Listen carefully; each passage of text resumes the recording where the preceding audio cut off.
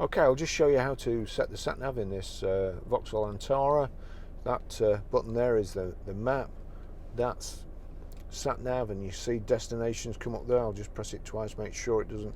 Right, okay, so some, if you press them twice, destination comes up. First time you press it, the map comes up, but this has got a separate map button.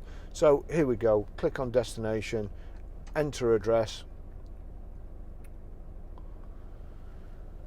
street, city, United Kingdom, country of destination. So I'll just see if it'll take a postcode. I'll go in city. So PR, let's see, numbers, more, list, more, 5, 4, and then JS. Click. It's thinking about it.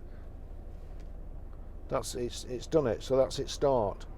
Click start.